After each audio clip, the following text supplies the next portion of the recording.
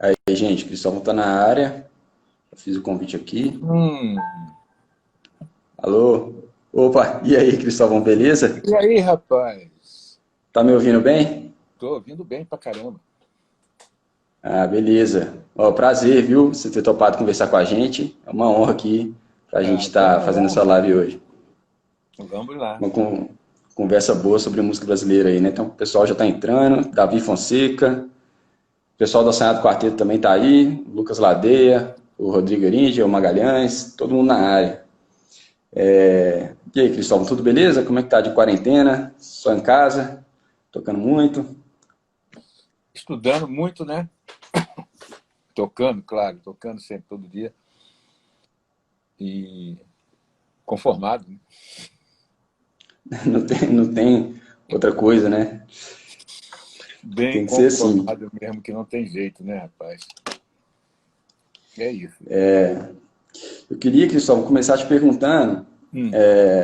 um pouco sobre o início da sua carreira, porque a gente já, né, você já é uma grande referência para a gente, né, para a maioria dos músicos que acompanham seu trabalho, seus arranjos e tudo, mas às vezes a gente não tem a dimensão como que foi esse processo, como que você, né, entrou nessa, para virar arranjador, compositor, como que foi isso? É. Eu estudei muito cedo. Eu fiz um curso de acordeon, eu comecei a estudar com 7 anos. Nesse curso eu descobri algumas coisas assim intuitivamente, porque eu tirei música de ouvido e o meu professor reclamou que disse que eu não podia fazer aquilo, que eu tinha que tocar o que a partitura estava escrita. E eu, na minha inocência de criança, eu fiz uma birra. Eu não vou mostrar mais nada para ele. Continuei a tirar as coisas de ouvido. Isso é uma coisa que eu considero que me ajudou muito, porque até na própria na coisa do ensino de música, tem uma hora que você tem que fazer ditado e é uma hora que você tem que usar o ouvido que eles estão. Ele queria cortar meu ouvido logo no começo, né? Uhum. Bom, mas eu quero dizer com isso que eu sempre fui muito atento e sempre ligado. A música é som, né? E eu, desde que eu comecei numa escola, eu já estava querendo tirar minhas músicas e sempre fui muito atento com o que estava acontecendo ao redor. Enquanto estava na escola, eu só estava tocando com acordeon. As apresentações eram de acordeon, mas quando eu comecei a fazer baile com 13 para 14 anos, eu prestava atenção em todos os instrumentos e sempre pensava numa maneira de organizar aquilo, intuitivamente. Mas acho que é intuitivamente que a coisa surge, né? Uhum. Então é isso, eu comecei a fazer parte de um conjunto com 13 anos e aí eu já dava palpite nas coisas. Quando eu mudei de conjunto, eu já me tornei o arranjador do conjunto, já perguntando, tudo, sempre assim, o que é que esse cara toca, como é que é isso? E na curiosidade, fui aprendendo, fui fazendo, e eu acho que a maior qualidade do arranjador é a atenção e ele ser capaz de escutar realmente as coisas que estão em volta, sabe? Ser capaz de escutar e imaginar o que vai acontecer. E ser capaz de lidar com os espaços, com as frequências, com as coisas que têm a ver com a música, né? Na organização. Bacana demais. E quando você se senta para arranjar, como é que é? Você vai direto pro piano ou de repente o violão? Que hoje mesmo estava vendo um vídeo do Rafael dos Anjos falando sobre arranjo Hum. e ele disse que ele prefere, por exemplo, começar o arranjo fora do instrumento. Então, às vezes ele vai dar uma caminhada escutando a música e ali ele já imagina a forma que vai ser o arranjo, mais ou menos a instrumentação. Ele senta com o instrumento na mão, na frente do computador, ele já tem tudo ali mais ou menos esquematizado. Como que é isso assim para o seu processo Isso. de... Eu faço todos os processos, tanto de escrever sem instrumento, como escrever com instrumento. E como eu gosto muito do violão, e em muitos casos eu trabalho a harmonia com violão, porque na maior parte das coisas que eu estou escrevendo, pelo menos que a gente escrevia muito, agora nem tanto, né? A gente sempre estava fazendo pequenos conjuntos de base, né? Para independente do que viesse por cima, mas nos conjuntos de base tinha sempre violão, e eu gosto muito do violão, que é um instrumento centrador, né? E ele também é um instrumento de concisão, ele tem os acordes dele são sempre muito bem definidos, muito bem colocados. Então, eu gosto de trabalhar no piano e no violão. O violão me ajuda muito nessa coisa quando tem de fazer coisa de base. Porque o arranjo é um todo, né? Às vezes, eu já vi arranjos em que o que você tinha para tocar era uma cifra. Se você tem uma cifra para tocar, mas está tocando com as pessoas certas, você não precisa escrever determinadas coisas, né? Então, eu uso muito isso quando eu escrevo arranjo, quando eu escrevo cifras, mas para determinadas pessoas que eu chamo para gravar, aquilo já funciona, que já entendem meu raciocínio, ou pelo menos tem uma afinidade, né, com o que eu penso. Então, começa assim, o arranjo ele começa para mim, às vezes, quer dizer, eu falei das 3 formas. Uma das formas também é pegar a música e tocar no piano. Começar a viver essa música e entender ela, Tem uma coisa que o Jamil falava, que era as dobradiças da música, sabe? De jogar azeite nas dobradiças para as coisas correrem. Então, eu fico prestando... exatamente, eu fico prestando atenção nessas... Jamil Jvani, né? Você sabe quem é? Ele é um grande músico, um mestre do instrumento dele, baixista. Então, eu presto bastante atenção na música para ver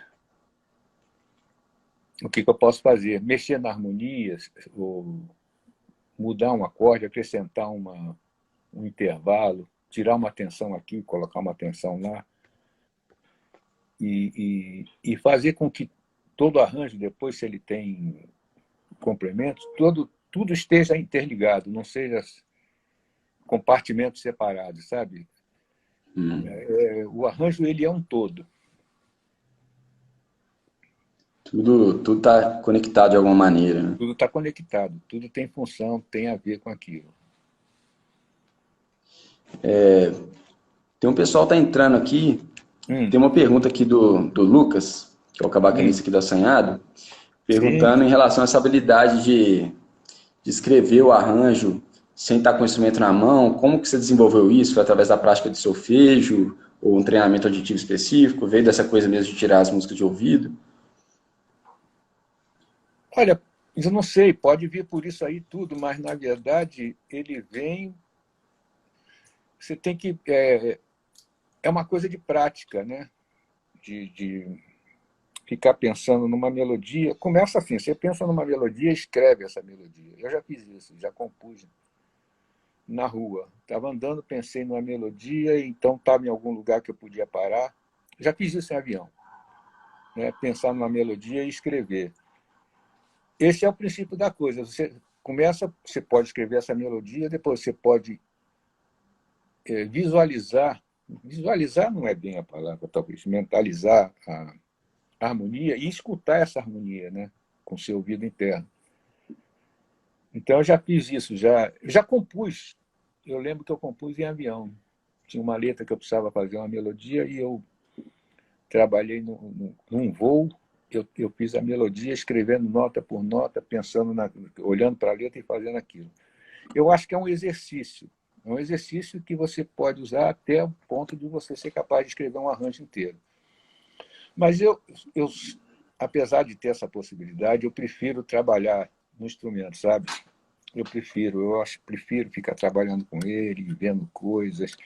Como eu sou pianista, o instrumento ele tem toda a extensão de uma orquestra, né? Eu posso pensar nas coisas. Não é que eu vou fazer exatamente aquilo que está no piano, mas eu fico vendo pelo menos as frequências certas, as regiões certas. Eu prefiro trabalhar com piano, mesmo, apesar de poder fazer isso. E você também, assim, tem arranjos aí de muitas canções, né? Mas também é bastante ligado à música instrumental, né, Cristóvão? E na hora de fazer o arranjo, você pensa, como, porque tem sempre o risco da gente que é músico, né, que toca música instrumental, de levar aquilo às vezes para um arranjo de canção e transforma aquilo quase que numa peça instrumental com voz, assim, no sentido de trazer muita complexidade, e às vezes o arranjo também precisa de uma simplicidade, né? Como que você vê essa coisa de cortar, deixar um arranjo só com o essencial, com o que a música precisa? Tem isso também? Essas regras, eu acho que elas não existem, não, sabe? Você vai fazer, você vai tocar, você vai compor, você vai criar, vai escrever arranjo e depende de você, do seu estado de espírito, do que você sente, né? Você acaba levando isso para a música. Se eu faço meu arranjo de determinada forma, é porque eu estou levando o que eu sou para aquilo, sabe? Não consigo ver assim que vai ter um jeito de fazer se for para isso, um jeito de fazer se for para aquilo. Acho que não. É um jeito de fazer que é o seu jeito naquele momento, né? Eu acho que é por aí. A gente, para tocar, a gente precisa estudar, mas a gente precisa estudar para ficar íntimo, né, com a coisa. Não é estudar para tocar o que você está estudando. Você precisa estudar para ser capaz de tocar o que você sente, né? Demais. Legal demais. E aí, falando disso, assim, você acaba criando uma identidade, né, com os arranjos, assim, que, né, sempre o seu estilo de arranjar. E tem até uma pergunta aqui do Marcelo Chiaretti, falando sobre os arranjos de samba, principalmente com o Paulinho da Viola, que tem uma sonoridade muito peculiar, né? E ele está perguntando se você pode citar algumas combinações que você gosta mais de fazer, como, por exemplo, dobrar piano e flauta em alguns contracantos, ou coisas assim. Isso é interessante porque você não, obviamente, você vai fazer as suas combinações com o que você tem na mão, não é? Então, no caso do Paulinho, ele já tem aquela sonoridade característica de cavaquinho, violão, percussão, e ele jogou em cima disso, ele jogou o piano e um instrumento de sopro. E esse instrumento de sopro ele pode... Normalmente, eu comecei a fazer shows com o Paulinho, ainda era o Copinha, e o Copinha tocava flauta, clarinete e sax. Então eu ficava jogando com esses instrumentos, era o que eu tinha, né, para fazer, porque os violonistas normalmente não estavam, só estavam fazendo a levada, vamos dizer assim, né?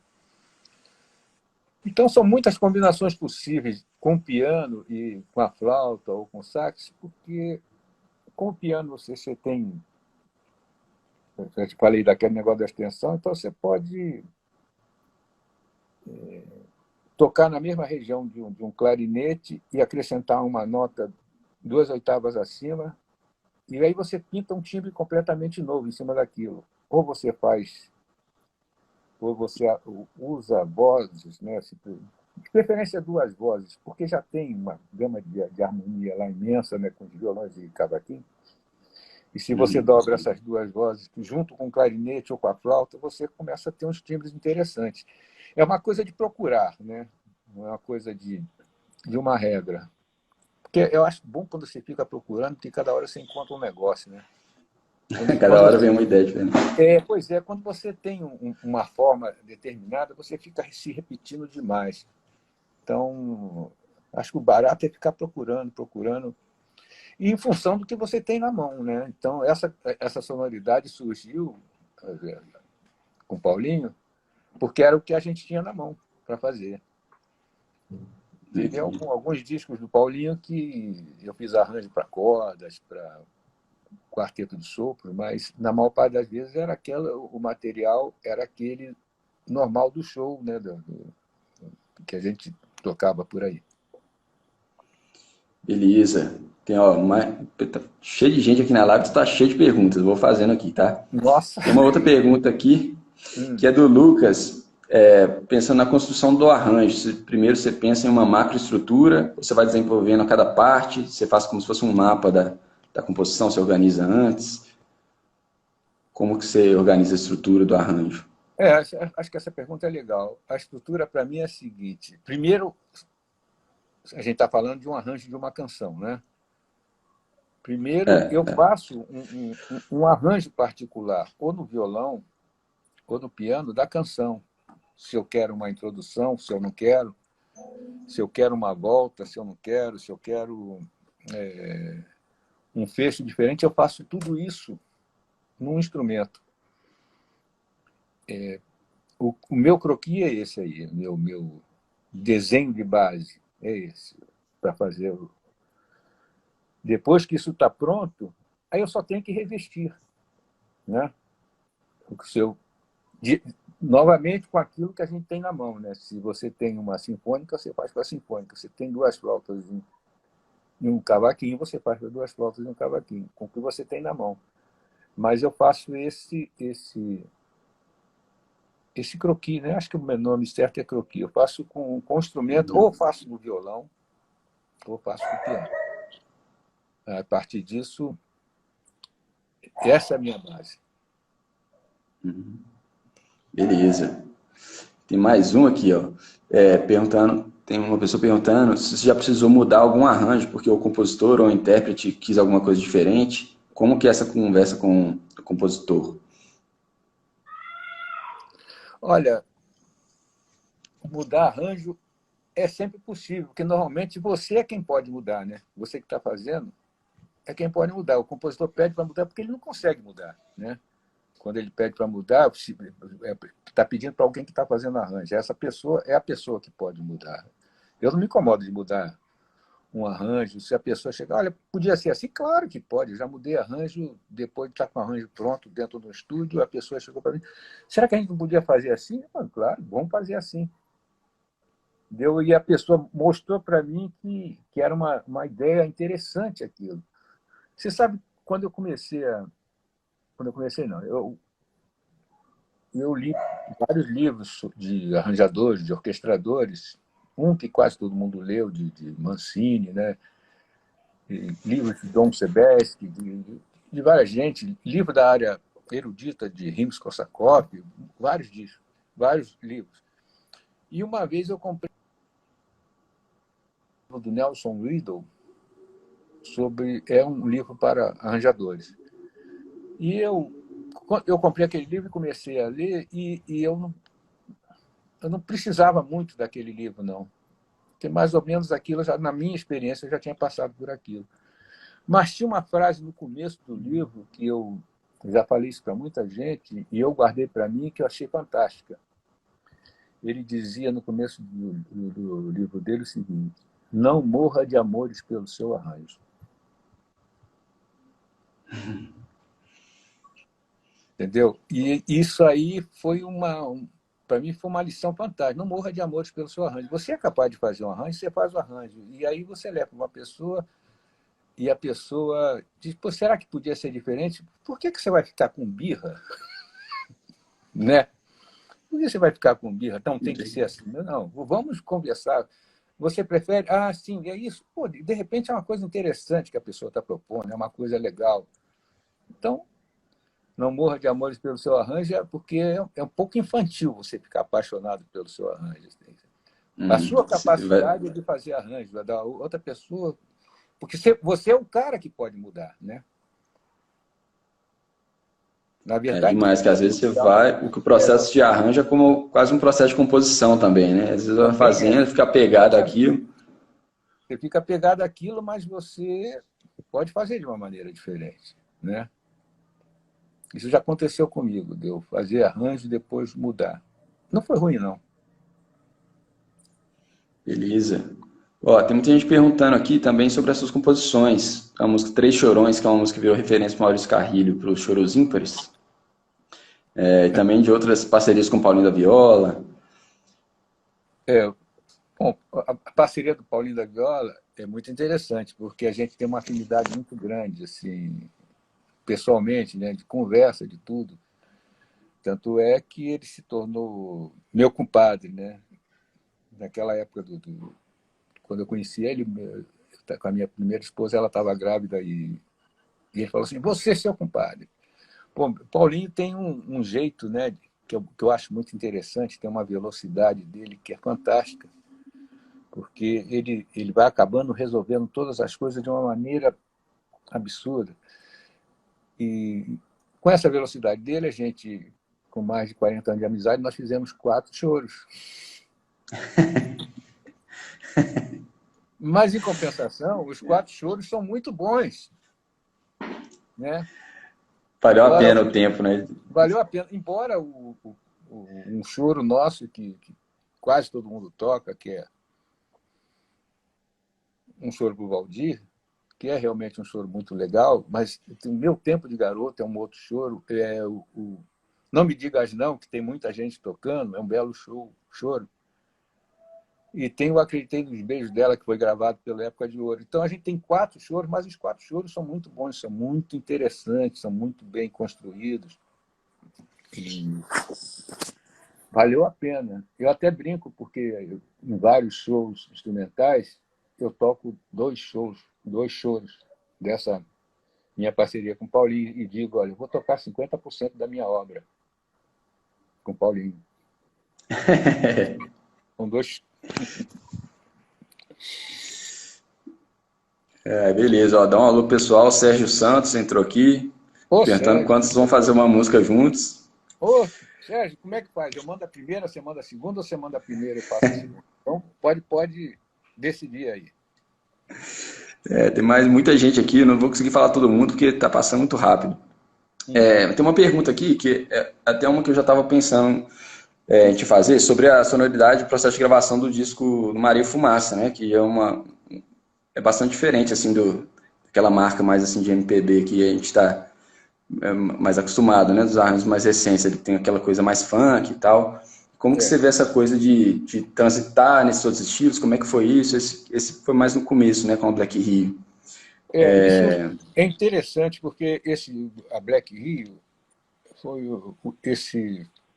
pelo menos esse CD que eu participei, que foi o primeiro, foi feito na mesma época que o Paulinho fez Cantando e Chorando, que eu participei também. Mas esse trabalho do Black Rio é um trabalho que eu gosto particularmente, eu gosto muito. Porque a gente fez uma obra, né, ali, onde ninguém escreveu uma nota. Aquilo foi passado compasso a compasso, todas as coisas. É claro que na hora que estava fazendo, eu ajudei muito na coisa das vozes dos instrumentos de sopro, né? Não exatamente na ideia, mas que as ideias foram todas divididas, todas divididas.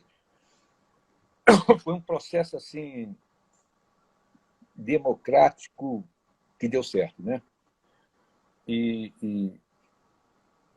ele me dá muita satisfação. Eu acho muito difícil fazer um trabalho desse de novo, não pensando assim na capacidade dos músicos, mas é pela entrega que foi aquilo.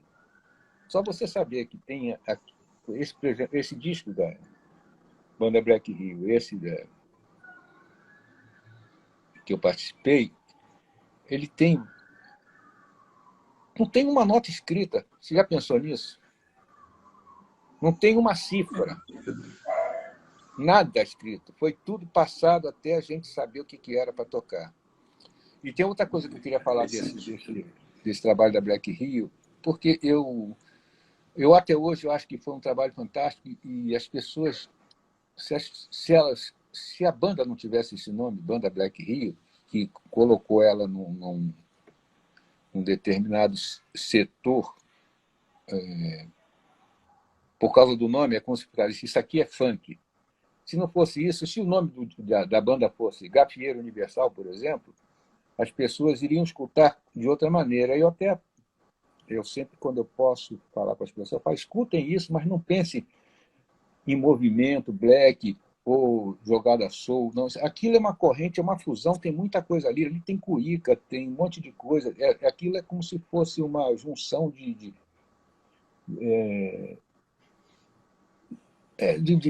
várias pessoas falando línguas diferentes e chegando num lugar comum. Legal demais. Que é essa coisa de. Eu tô fazendo essa pergunta também, porque o Assanhado Quarteto, a gente tem um som que tem uma raiz ali no choro, mas a gente gosta de bastante misturar outras coisas. Mistura com rock, mistura com música mineira também. E uma das referências nossas é até o Nó em Pingo d'Água. Você também tem um disco com o Nó, né? Até mandar um Sim. abraço para o Mário Sef, tá aí também Ô, assistindo. ô O Mário Mário, Sef que um abraço. produziu o nosso primeiro disco. Mas isso muitas vezes tem um pessoal que é Maurício, e a Áurea mais aqui, a conservador. Áurea Martins. Tá aí. Áurea Martins. Linda, cantoraça, grande cantora. Nossa, né? Mas fala, você está falando? Que tem, às vezes tem muitos músicos mais conservadores, né? Que não veem com muito bons olhos essa coisa de misturar as coisas, tal, misturar estilos muito diferentes, fazer essa mistura toda. Como que você vê isso, assim? É, como é que você está passando pelo seu tempo? Eu acho que quando o Pixinguinha começou a fazer os choros dele, na época dele, talvez ele tivesse alguns críticos falando a mesma coisa. Você está fazendo uma coisa diferente do que está aí estabelecido. Você está colocando umas coisas novas aí, umas melodias, não sei o quê. Talvez ele tivesse passado por isso mesmo. Tem uma coisa do tempo que está acontecendo. E se eu não sei nem como, não sei se eu vou saber dizer isso. Você tem que ser capaz de entender o tempo que está rolando, porque a gente é como se fosse meio repórter, né? A gente descreve de uma certa maneira tudo o que está acontecendo. Então, se você traz um elemento para o seu choro que tem a ver com esse tempo, eu não vejo nada demais. Não vejo nada demais em se colocar uma guitarra no choro, um piano elétrico. Aliás, com o Paulinho da Viola a gente já tinha feito isso em 1973, né? Em 73 eu toquei Rhodes. E é uma coisa interessante que eu toquei Rhodes com o Paulinho no disco Chorando, e Rhodes na banda Black Rio, o mesmo instrumento, né? Então, acho que tem que fazer, tem que ser. Agora, a coisa que é estranha é quando você quer fazer, quer juntar uma ideia para fazer com que aquilo vá atingir determinada coisa. Não é por aí. Eu acho que você vai fazer a ideia porque aquilo está te atingindo, né?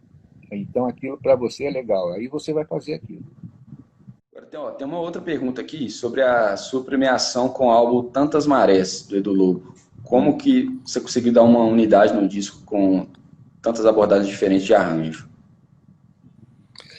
Essa unidade aí não é difícil, não, sabe? Porque é a obra do Edu, né? A afinidade já está implícita, né? É o mesmo compositor de todas aquelas músicas. Então, isso já é um caminho, já é um guia para você fazer. Não tem como dar errado. Talvez se ele estivesse fazendo um disco interpretando, né, outros compositores, né, talvez a unidade fosse diferente. Mas ali não. Ele toca um choro, toca uma canção, mais canções, né, inclusive, toca um frevo, mas tudo tem a assinatura dele, que é uma assinatura brilhante, né? Então, não, Com certeza. né, não, acho que não é uma coisa difícil de garantir a unidade. E a gente falou também mais cedo dessa coisa de, dentro do arranjo, as ideias estarem todas interligadas, né? Sim, E quando você vai pegar um disco inteiro para arranjar aquele disco, você pensa nisso numa concepção geral do disco também, como um todo? Você vai fazendo música por música e no final. não posso pensar não, pensar como um todo. Vai acabar tendo uma unidade, se eu for fazer os arranjos de um disco inteiro, vai acabar tendo uma unidade, porque é do meu pensamento particular musical. mas eu tenho que pensar canção por canção, né? Não posso pensar numa canção e a outra ter uma coisa que relembre. Não, tem que pensar canção por canção, porque cada canção tem sua cara, né? Seu próprio universo, né? E eu penso assim, canção por canção, fazendo o que tem que ser feito para cada canção. Beleza. E, E e a eu gente sou falou... muito... Não, eu quero dizer que eu sou muito, Não, assim, focado na hora de fazer o arranjo. Às vezes eu faço um arranjo que eu levo 3 horas para fazer, ou então faço um arranjo que leva um dia para fazer. Depende. Às vezes eu fico num compasso, isso já aconteceu muito com arranjo de cordas, eu fico num compasso tentando acertar aquele negócio, tentando achar a melhor maneira daquilo soar. E às vezes você vai, passa o arranjo e o pessoal de corda nem percebe aquele trabalho que você fez. Mas passo é melhor direto. não perceber do que ter uma outra e falar, isso aqui está estranho, né? É muito melhor, né? Mas várias vezes já É. aconteceu de, naquela tal passagem, alguém falar, mas que interessante. É legal isso aí também. E a gente falou aí também desse disco premiado do Edu Lobo, né? Hum. E com composições e arranjos você já foi premiado diversas vezes, né? Né? Não dá nem para para falar. Você acha que esse caminho assim, de concursos, de premiações, pode ser um caminho interessante para quem às vezes está começando a arranjar, que ainda não tem um destaque assim? Você acha que pode ser por aí? Isso foi importante? Teve uma relevância assim na sua carreira como arranjador? É, foi importante para mim, assim, para falar a verdade, foi muito importante. Porque é um reconhecimento, e todos os prêmios que eu ganhei como arranjador foram pelo prêmio da música, né? Que começou com o prêmio Sharp, depois virou prêmio da música, prêmio não sei o que, um monte de prêmio. Mas o júri é formado por músicos, né? Então é claro que isso tem uma importância muito grande para mim. Eu às vezes acho que alguns músicos poderiam ter sido premiados também, né? Mas isso é uma coisa que eu acho. Agora, ter sido lembrado e ter sido premiado, porque eu não faço lobby de nada, eu não faço, não tem como fazer, né? Não tem. Para mim é uma coisa muito importante, com certeza que é. Mas eu juro para você, o tempo que for preciso, que eu nunca fiz arranjo pensando em ganhar prêmio. Nunca fiz arranjo pensando em ganhar prêmio. Nunca fiz música pensando em ganhar prêmio. Nunca fiz isso. Eu sempre fiz música porque eu gostava de fazer a música, faço arranjo porque eu gosto de fazer arranjo. Às vezes fico focado no negócio, fico ligado, como eu falei, de 2 compassos, tentando resolver aqueles compassos. Mas é uma coisa minha com a música. Então eu fico lá até resolver esse negócio. Mas eu acho que se a pessoa ganha um prêmio na área dele, como músico, ainda mais um prêmio que todo mundo que está julgando é músico, eu acho que é importante, sim. Acho que é importante para a pessoa. E depois de tantos assim, né, arranjos, trabalhos que, né, você já fez, já gravou, tem pessoa teve duas perguntas aqui perguntando se você tem algum trabalho que você tem mais afinidade, que você se orgulha mais daquele ou de outro. É, o meu trabalho é música, né? O meu trabalho é música. Então, estou falando trabalho porque ele dá trabalho. Dá trabalho para fazer, né? Estou falando isso. Dá trabalho. Para você fazer bem feito, dá trabalho. Você tem que suar, você tem que se esmerar, tem que praticar. Meu trabalho é música. E cada trabalho é um momento. Então, eu tenho momentos maravilhosos de trabalho que eu fiz com o Paulinho da Viola, né? Eu fiz trabalhos com o Chico, com o Edu, muitas vezes, com Gal Costa, puxa vida. Fiz arranjos para Ângela Maria, olha só, para Nelson Gonçalves. Cada trabalho daquele é uma realização. Então, não tem assim uma.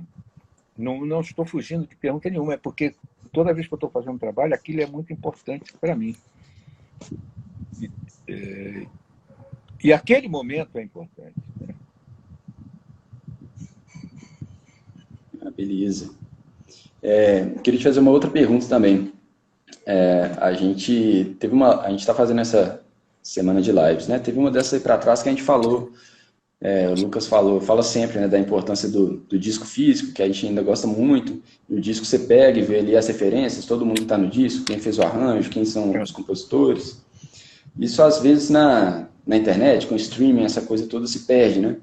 Hoje mesmo eu fui ouvir o Todo Sentimento e achei lá no Spotify só com a autoria do Chico, assim.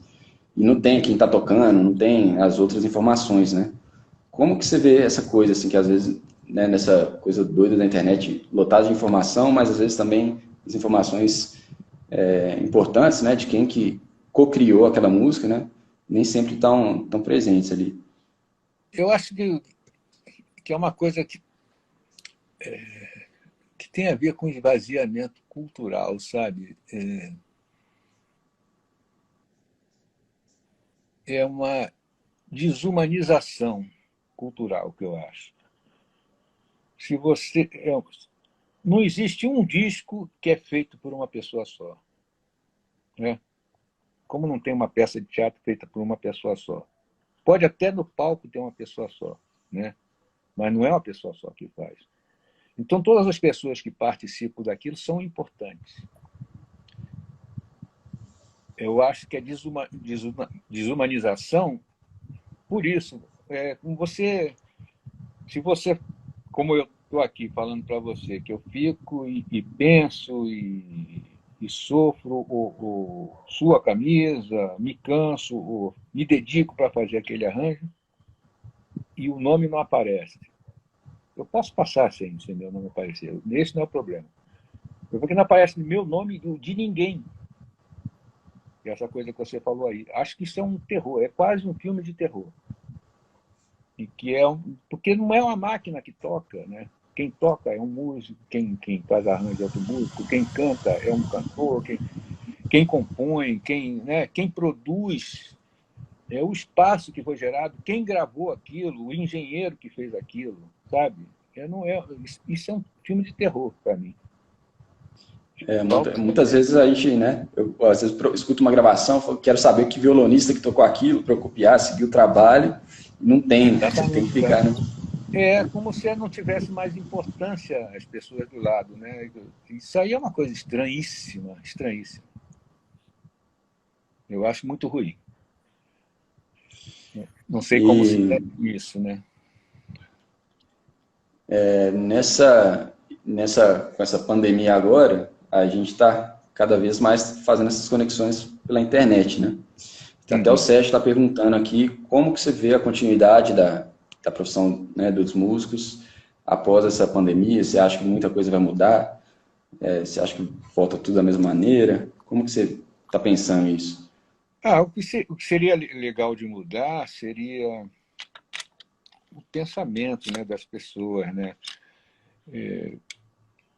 Porque a gente tem uma relação nesse sistema em que o dinheiro fala mais alto e as pessoas começam a não contar mais. Isso chega até naquela coisa que você falou, no negócio do disco, né? E aqui, quando a gente está fazendo isso que você está fazendo aí, eu estou aí conversando com você, e a gente está humanizando esse processo. Por causa dessa quarentena, a gente está conversando, você vê só. Eu acho que se a gente conseguir levar isso para depois da quarentena, se a gente esse tempo que a gente está passando junto assim, que a gente está se falando e mostrando as coisas e perguntando, se a gente conseguir levar isso para depois, vai ser uma coisa muito boa. Não sei se a gente consegue. A gente está se falando mais, está conversando mais, está se vendo mais agora do que na hora que a gente podia se ver.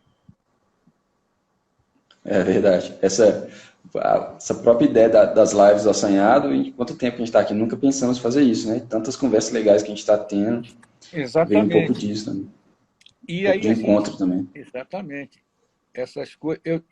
Muito antes da quarentena, estava falando com um amigo meu, Luiz Brasil, fui gravar uma coisa com ele e falei, poxa, a gente não se fala, rapaz, a gente não conversa, não liga, não pergunta o que está acontecendo.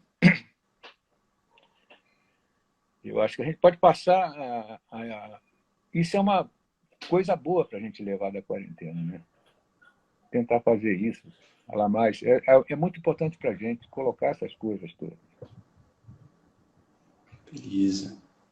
Ó, deixa eu ver aqui. Maíra Manga falando que estamos descobrindo como usar essas ferramentas. É verdade, cada vez mais a gente está se reinventando aqui nesse momento, né?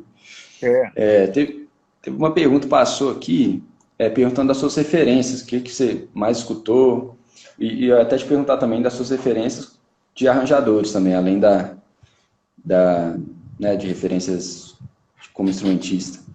é. Quando eu comecei a fazer arranjo, não tinha, assim, não tinha tanta informação, né? Então você via vários arranjadores, a Rádio Nacional tinha vários arranjadores, né? Os dancing tinham vários arranjadores. Eu, quando cheguei na noite mesmo, que eu trabalhei muito na noite, já tinha, já tinha acabado muito dessas coisas. Mas eu aprendi assim, com essas pessoas trocando ideia aqui e ali. E quando eu comecei a escutar assim, arranjadores mesmo de fato, foi quando eu fui gravar o disco do Circo Místico, foi do Lobo, que viu o Chiquinho tocando, o Chiquinho fazendo arranjo. Aquilo para mim foi uma abertura muito grande. Um mestre vivo ali, né, fazendo coisas fantásticas. E depois do Chiquinho eu comecei a escutar, aí eu fui capaz de entender outras coisas, né, por ir atrás de outros arranjadores, mas acho que o Chiquinho foi o cara que mais mexeu comigo assim Esse, nessa coisa de arranjo. esse disco sensacional também, né? Se tiver É, alguém aí que ainda não escutou, é o e fiquei muito amigo dever de dele, casa. a gente conversou muito, eu gosto muito dele. Não sei nem onde é que ele anda agora, mas gosto muito dele. Foi belo, um belo mestre. Beleza. E como instrumentista, tem referência assim também para improvisação? O que, que você escutou assim que acaba É uma coisa engraçada, né? transportando? Porque eu escutei muito pouco pianista. Eu, quando fui fazer o meu. Com 13 anos, né, quando eu fui tocar no primeiro conjunto de baile, tinha um músico, Antônio, e o apelido dele era Pitanga, um nordestino. Ele tocava violão e guitarra.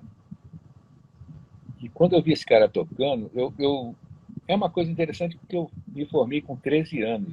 Com 13 anos era professor de acordeon. O curso de acordeon eram 6 anos, então me formei professor. E quando eu vi esse cara tocando, eu falei, meu Deus do céu, eu nunca vou conseguir tocar igual esse cara. Como é que ele tocava muito para mim, que tinha saído da escola acadêmica, aquela coisa. Como é que eu vou tocar? E por causa disso, eu arrumei um violão e comecei a estudar o violão.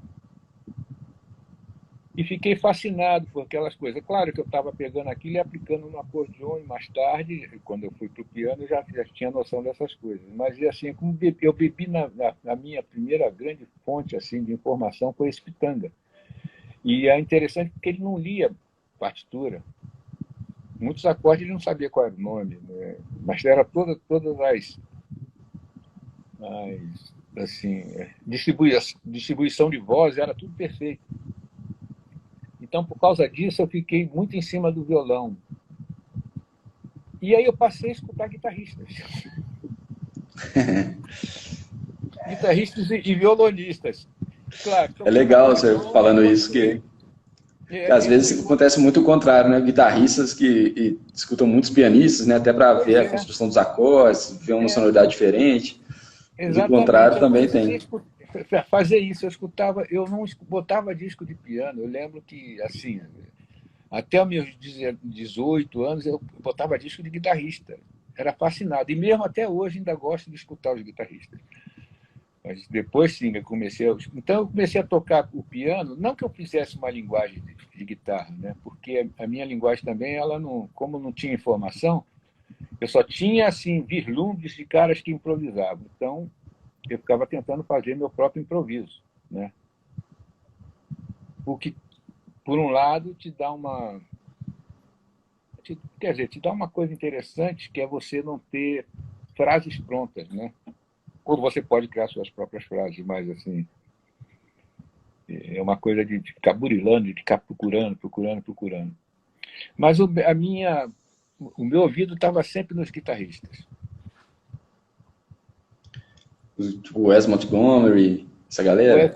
Wes Montgomery, Howard Roberts, Tal Farlow, nossa, tem cara que eu nem lembro. Joe Pass. Joe Pass, tem um Baxi, que eu esqueci o primeiro nome dele, que era um belga. Nossa, mãe. Era isso. Eu escutava mais violonistas e claro, e o Baden, né? E aí os violonistas da gente. Beleza. E eu acabei pulando uma pergunta aqui, eu perguntei das referências de arranjo. Porque eu vi que você tinha acho que um show que você fazia Ernesto Nazaré, também Chopin, algumas coisas da música erudita, né? E É. você tem essa referência dos músicos eruditos, assim, das orquestrações e tal, você traz isso para os arranjos? Ah, rapaz, você sabe que eu pego. Eu tenho aqui do meu lado o Daphne Cloé do Ravel, a partitura. Eu fico curtindo as partituras do Ravel, do Tchaikovsky, que eu gosto muito, né? Eles são mestres, né? Mestres completos, né? Que traduzem o pensamento dele de uma maneira impressionante, né? Perfeita, né? Não, com certeza, eu tenho muita ligação com esses caras o tempo todo. É legal, né? Porque às vezes também uma certa barreira ali de transpor coisas desse repertório mais erudito, trazer para a música popular, né? Mas é com certeza uma boa referência, né? Principalmente para Eu acho que orquestração. a origem da música é uma só, né? Para onde ela vai depois, para onde você vai levando ela, depende da sua cabeça. E aí não é o problema da música ser popular, ou erudita, ou clássica, ou moderna, ou terapêutica, né? É para onde você vai, né? Com a sua cabeça que você faz. A gente gosta, você gosta, né? Eu também gosto muito de improvisar. Mas os grandes mestres foram improvisadores, né? Bach era improvisador, Mozart era improvisador, né? Então, na verdade, isso é até uma coisa que as pessoas pensam que o improviso começou no jazz, e não é, né? Não é? Não é. Mas eles fizeram muito bem também, né? Fizeram muito bem, claro. Beleza. O Cristóvão, tá, o pessoal tá me avisando aqui do nosso tempo que tá acabando, que o Instagram, ele daqui a pouco vai derrubar. Eu acho que a gente tem mais ou menos uns 5 minutos. Você Certo. quer deixar algum comentário, alguma coisa que faltou perguntar? Qualquer coisa que a gente fale assim numa live, né? É até legal que tenha as perguntas, né, para serem feitas, mas a gente fica sempre assim digamos, na superfície, né? Você tem que fazer um trabalho muito grande para você poder mergulhar de fato, né? E aí eu acho fantástico isso, estou achando fantástico essa coisa das pessoas se reunirem e fazer isso. Eu acho fantástico e tomara que a gente possa melhorar. O que eu quero dizer é que tudo que eu disser aqui vai estar na superfície, né? Não, tomara que eu tenha dito alguma coisa boa para alguém, mas Com certeza. Essa live foi maravilhosa. beleza, então. Gente, então é isso. A gente vai. Daqui a pouquinho a gente vai cair aqui. que o Instagram já vai encerrar. Eu queria agradecer de novo, Cristóvão, você ter topado conversar com a gente. Sensacional esse encontro, né? Nesse momento é isso, né? A gente vai se reinventando e acaba que também tem algumas coisas boas que saem disso tudo, né? Agradecer a todo mundo que estava aí. Não deu para ver todo mundo. Eu esqueci de mandar um abraço pro pessoal do Clube do Choro de Sydney, que estava aí, entrou uma hora, mandou um abraço. Galera lá do outro lado do mundo assistindo a gente. Maravilha. A gente esteve lá com eles no passado, não sei se acho 2018. O pessoal tá todo aí. Então é isso, gente. Obrigado. Essa semana a gente está fazendo as lives. Amanhã tem uma com Jaime Vignoli também, no Dia Nacional do Choro, né? Então, tá todo mundo convidado para vir, né, conversar com a gente também. E tá mais junto nesse momento, né? Eu deixo aí um abraço para todo mundo, para o pessoal que veio assistir. E é isso aí.